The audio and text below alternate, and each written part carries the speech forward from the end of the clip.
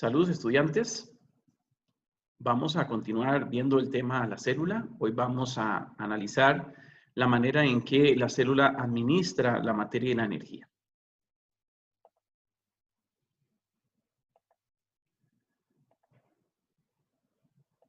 El título de hoy entonces es Administración de la materia y la energía en la célula.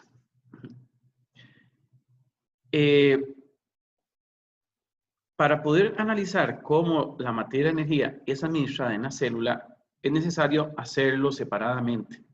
Y vamos a tener que abordarlo desde los diferentes tipos de células, porque no es la misma manera en que actúa cada una de las células que existen. Todas las células se comportan de forma distinta y trabajan de forma diferente, ¿no? Entonces vamos a comenzar con las más simples de todas, que son las células procariotas. La célula procariota toma la energía del entorno. Para eso utiliza dos estrategias. Una ya sea captura de luz, es decir, atrapa la luz proveniente del sol, o bien toma sustancias del medio, sustancias químicas, de las cuales libera energía de sus enlaces químicos. Para eso utiliza una estructura que vamos a denominar mesosoma. Por este otro lado vemos que también puede absorber sustancias orgánicas del entorno. Esas sustancias son absorbidas a través de la membrana celular para luego degradar estas sustancias y tomar su energía, ¿verdad? Por eso hablamos de que toma energía de sustancias químicas. La estructura que utiliza para esto se llama mesosoma. La forma en que se deshace de la materia, una célula procariota, es a través de su membrana celular, ¿verdad? A través de la cual desecha sustancias. Los mecanismos empleados por la membrana celular, ya sea para incorporar sustancias o deshacerse de las sustancias que están dentro de ella, requieren de la estructura llamada membrana celular, porque es ahí a partir de ella que se dan intercambio de sustancias. ¿Cuáles mecanismos emplean las células? Bueno, emplean la difusión. Difusión es el paso de sustancias de un lugar a otro a través de la membrana, como por ejemplo iones, como el fósforo, el potasio, el sodio, o gases como el oxígeno o el dióxido de carbono. También puede llevar a cabo procesos de ósmosis, que es el paso de agua a través de la membrana. Puede llevar procesos de endocitosis o exocitosis. Endocitosis significa incorporar sustancias a la célula de moléculas grandes, que son atrapadas por, en este caso, la procariota, o exocitosis, que es retirar moléculas grandes a través de la membrana. En el caso de la célula eucariota vegetal, vamos a ver que tal vez una de sus especializaciones es la toma de energía del entorno a través de la captura de luz, lo que nosotros llamamos fotosíntesis, ¿no? Para eso utiliza una organela que vamos a llamar cloroplasto, que es esta que estamos señalando por acá. Este es el cloroplasto, que se encarga de capturar la energía del sol y así producir energía orgánica, ¿verdad? Es decir, sustancias orgánicas que se producen a partir de la luz. Luego, por acá tenemos que las sustancias se pueden almacenar básicamente en dos estructuras celulares. En los plástidos, donde se pueden almacenar sustancias orgánicas que se han producido, por ejemplo, en el cloroplasto, que contienen materia de energía, como es el almidón, por ejemplo. O almacenarse en vacuolas, como por ejemplo esta gran estructura. Recuerden que las vacuolas de las células vegetales son grandes y almacena agua, por ejemplo, o almacena algún tipo de sustancia orgánica para la digestión de la célula, ¿no? También tenemos el caso de las mitocondrias, que son estas estructuras, vean que se caracterizan por estos plegamientos que ustedes observan, que absorbe sustancias orgánicas del entorno gracias a aquellas sustancias que han pasado a través de la membrana celular, para luego degradarlas, destruirlas y tomar de ellas su energía. Ajá, que son estas estructuras por acá. Entonces vean que la energía puede ser tomada desde afuera o desde las sustancias químicas internamente. Acá tenemos entonces las vesículas. Las vesículas son pequeñas esferas que contienen sustancias que son sacadas de la célula y a estas sustancias podrían ser desechos, ¿verdad? De sustancias, pueden ser hormonas, etcétera, etcétera, que salen de la célula vegetal. Y también la membrana celular, tal como aparece por acá, intercambia sustancias del entorno, como por ejemplo utilizando mecanismos de difusión, de ósmosis, endocitosis y exocitosis, que previamente he mencionado. En el caso de la célula eucariota animal, las estructuras encargadas de absorber sustancias orgánicas del entorno para luego degradarlas y tomar su energía siguen siendo las mitocondrias en la célula animal. Ajá. Recuerden que las sustancias han ingresado a la célula a través de la membrana celular. También contiene vacuolas pequeñas que sirven para almacenar materias orgánicas, pero es sumamente pequeñas, no son vacuolas tan grandes como la célula vegetal. Y también usa vesículas como el medio para deshacerse de sustancias que están dentro de la célula, ya sea para desecharlas o para que sean utilizadas esas sustancias fuera de la célula. Entonces, vean que la membrana celular juega un papel fundamental aquí también porque se encarga de la difusión, de la ósmosis, de la endocitosis y la exocitosis. ¿Cómo se maneja la materia y la energía en algunas estructuras celulares? Bueno, la primera que vamos a analizar es la membrana celular. ¿De acuerdo? La membrana celular. Aquí vemos un modelo de membrana celular, así es como se vería, es una capa de lípidos, tal como ustedes observan por acá, y a través de la membrana se da el intercambio de sustancias, ¿no? Es un mecanismo número uno, es decir, la membrana celular utiliza varios mecanismos. Los mecanismos número uno que vamos a mencionar acá son, por ejemplo, la difusión de gases, como el dióxido de carbono, el oxígeno, o de iones como el sodio, el potasio, el fósforo, sustancias que son pequeñas, que pueden atravesar la membrana celular de un lado a otro a través de un proceso que vamos a llamar difusión, ya sea hacia adentro o ya sea hacia afuera. En el caso de la ósmosis, que en este caso sería el paso de agua a través de la membrana, ya sea hacia adentro o ya sea hacia afuera, ¿verdad? Le vamos a denominar ósmosis. Este es el mecanismo 1 que utiliza la membrana celular. Hay mecanismos más, segundos mecanismos que vamos a mencionar, que están relacionados con estructuras de mayor tamaño. Entonces vamos a llamar, por ejemplo, esto es la célula, esto que ustedes ven acá, y hay una sustancia afuera que quiere ser ingresada por parte de la célula, y entonces es atrapada, ¿ven? Se genera una especie de hendidura acá, que estas estructuras vamos a llamarle pseudópodos, pies falsos, con la que atrapa a esta esfera, la va incorporando lentamente hasta que la contiene dentro de una vesícula, dentro de la célula, para las necesidades que la célula requiera, ¿no? Esto es lo que vamos a llamar endocitosis, porque endo significa hacia adentro, endocitosis. ¿Vamos claros? Pues bueno, esta sustancia una vez que ha entrado va a ser utilizada, ingerida, digerida, ¿verdad? Por la célula y luego inicia un proceso de excreción, es decir, expulsión de sustancias.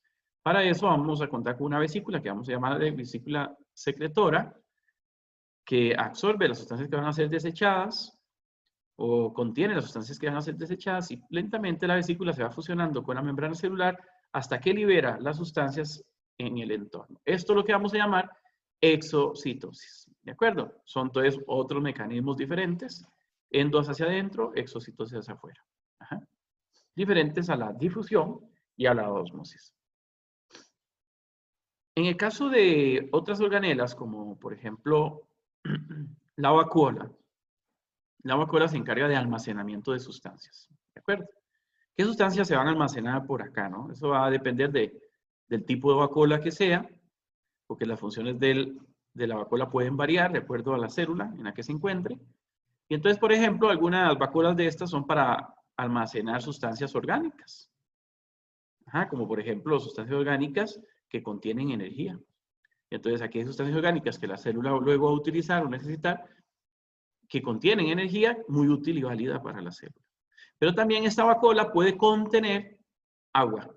¿De acuerdo? Almacenar agua. Recuerda que las plantas no se desplazan y al no desplazarse necesitan almacenar mucha agua para las funciones vitales que ellas requieren. Dependiendo del tipo de vacuola, les decía anteriormente, algunas van a utilizar esto como almacenamiento de sustancias para ser aprovechadas por la célula, pero otras van a utilizar como almacenamiento de sustancias para luego ser desechadas. ¿De acuerdo? Entonces, podemos pensar también que esto es una vacuola donde se almacenan sustancias que ha utilizado la célula, ¿verdad? Para luego poderlas desechar. Entonces ven que las vacuolas no siempre cumplen una misma función, sino pueden variar las funciones en función, ¿verdad?, de la célula en la que se encuentra. Continuando con la forma en que las células manejan la materia y la energía, ahora vamos a centrarnos en el cloroplasto. Es otra organela que está dentro de las células y que tiene funciones muy interesantes, ¿no? Esta es una organela de la célula vegetal. Se encarga de la captura de energía del sol. Ajá, captura energía del sol. ¿Para qué utiliza esta energía? Bueno, esta energía son energía que va almacenada en sustancias orgánicas posteriormente para las actividades propias de la célula. Pero además absorbe del medio el dióxido de carbono, CO2, a través de un proceso llamado difusión, el cual nosotros ya hemos explicado. También tenemos que absorbe agua, esta organela, H2O, a través de un proceso que se llama ósmosis. ¿Ok? Estamos claros. Recuerden que la difusión se da a través de la membrana celular y la ósmosis también se da a través de la membrana celular. Así ingresa al cloroplasto y entonces una vez que estas sustancias, CO2 y agua, están dentro de acá, se le inyecta energía al proceso e inicia una reacción química que me permite producir sustancias, ¿no? Que vamos a llamar sustancias orgánicas, que son luego almacenadas dentro de la célula, ya sea una vacuola, ya sea en vesículas o plástidos, para luego incluso algunas ser expulsadas. ¿Para qué se almacena? Porque es energía almacenada, energía química almacenada, que luego va a ser necesaria para que la célula pueda desarrollar sus actividades vitales. Y a la vez también puede ser expulsada para ser aprovechada en otras partes del organismo, ¿no? Entonces aquí vemos, por ejemplo, una manzana. Una manzana es un ejemplo vital, digamos un ejemplo importante, de una sustancia orgánica que contiene materia y que contiene energía producida por la fotosíntesis. También expulsa sustancias que son de desecho, el cloroplasto, a través del proceso llamado difusión, como el oxígeno, ¿verdad? Que las plantas liberan oxígeno, que es el que nosotros luego respiramos, pero ellas las liberan como una sustancia, un producto, digamos, de la reacción química que no es de mucha utilidad dentro de la planta. La otra organela es la mitocondria. La mitocondria es una organela que toma de la célula las sustancias orgánicas que han previamente sido ingeridas por endocitosis, ¿verdad? Por parte de la célula. Y de ahí, estas sustancias contienen energía, ¿verdad? De ahí se va a obtener la energía necesaria para que la mitocondria pueda producir energía, liberar energía, que luego va a ser útil para las actividades vitales de la célula, ¿no? También absorbe, porque para que estas sustancias orgánicas puedan ser descompuestas se necesita oxígeno. Entonces absorbe la célula del medio a través de difusión el oxígeno que lleva a la mitocondria. La mitocondria lo combina con sustancias orgánicas, produce energía, la energía va a ser utilizada, ya les dije, en toda actividad celular, incluso, por ejemplo, actividades de los organismos, como por ejemplo nosotros, sin esta energía no podríamos movernos, desplazarnos, etc. Y como producto de las reacciones químicas, de estas reacciones químicas de unir la sustancia orgánica con el oxígeno, se da la liberación, expulsión o difusión del dióxido de carbono, CO2, que es lo que nosotros, por ejemplo, los seres humanos desechamos a través de nuestros pulmones. Pero también se da la expulsión de ósmosis, por ósmosis de agua, ¿no? Las mitocondrias también liberan agua, ¿verdad? Que nosotros expulsamos a través de la orina, ¿no? Eso es lo que hace la mitocondria. Cuando nosotros vemos una imagen como esta, nos preguntamos, bueno, esto es una planta, la planta necesita la energía solar que captura el entorno, libera oxígeno, produce glucosa, produce energía, absorbe dióxido de carbono, absorbe agua. Entonces nos preguntamos, ¿verdad? ¿Cómo es que las células aprovechan todo este montón de cosas para poder vivir, ¿no? Y entonces ya nos entendemos que existen organelas específicas que se encargan de producir glucosa, que se encargan de capturar la energía, que se encargan de liberar oxígeno, ¿verdad? Que se encargan de absorber el dióxido de carbono, pero también nos entendemos que hay organelas específicas que se encargan de tomar la glucosa, ¿verdad? Producir más energía, liberar dióxido de carbono, liberar agua, etc. Es decir, básicamente, las organelas dentro de la célula cumplen funciones muy particulares para la administración de la materia, ¿verdad? Para adquirir la energía que se necesitan para los diferentes organismos. ¿Ok? Entonces, de esta forma, llegamos al fin de este tema de la célula y creo que entendemos de manera bastante clara cómo se administra la materia y la energía a nivel celular. Muchas gracias.